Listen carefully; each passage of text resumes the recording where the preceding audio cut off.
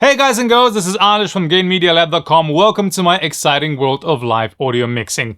In today's video, we talk about an interesting pre-fader, post-fader setup for IEM monitor mixing engineers. But before we get into all that, make sure that you have subscribed to this channel and turned on all notifications so that you don't miss any of the videos that I post every Monday.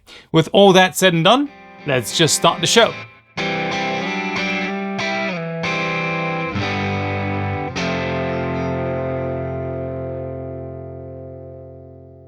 During my IEM mixing course, I show my students an interesting console setup that allows you to dynamically follow whatever is going on stage when you are mixing for IEM users.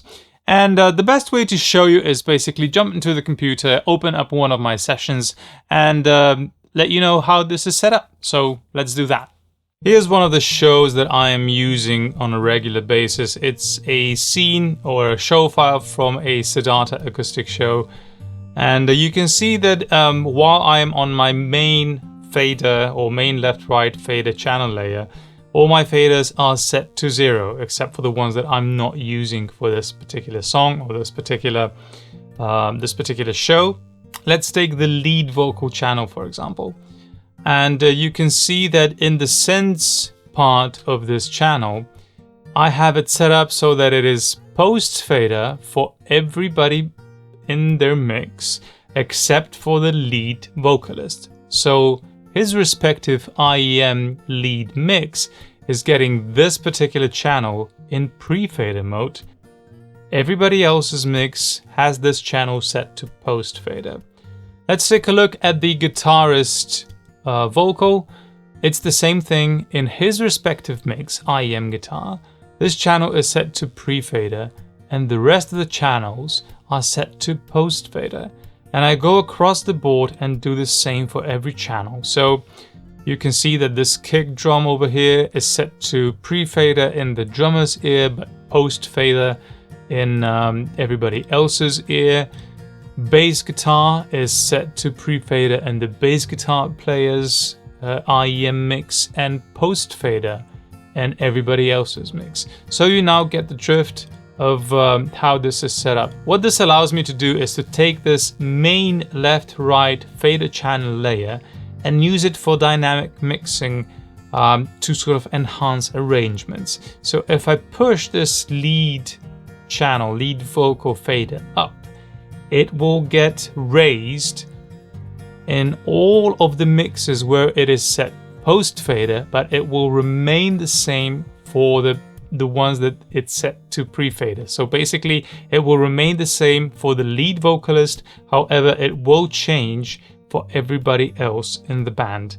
And that goes true for every channel on the board. Let's talk about why this setup is actually good and helpful for your mixing.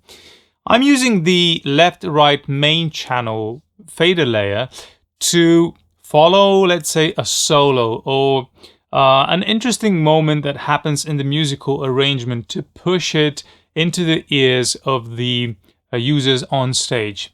And by having this pre-fader, post-fader setup, it allows me to remain at the level that somebody has set for their comfort in their in-ears, in their own mix, but push it just slightly upwards or pull it downwards in everybody else's mix. That allows me to create an interesting feeling, a more dynamic content for everybody else, while at the same time still retaining consistency in the user's ear. One quick note here, when you are using this technique and when you are mixing like that, use minimal fader movements. A little goes a long way, and what you are trying to do is just sort of slightly enhance what is going on stage, but not dynamically change the expression of the artist. So it has to be subtle, it has to be really precise, but when done correctly, it can enhance the user experience for everybody on stage. This was it for this video. I hope it was something educational and instructional for you. I hope you like this technique and you want to try it out in your own work. Let me know in the comments below if you are using something similar or if there's a technique that you would like to share with me. If you like this video, don't forget to like and subscribe and share. And for more audio deliciousness, please visit gainmedialab.com. Until next time, mix great shows. Take care.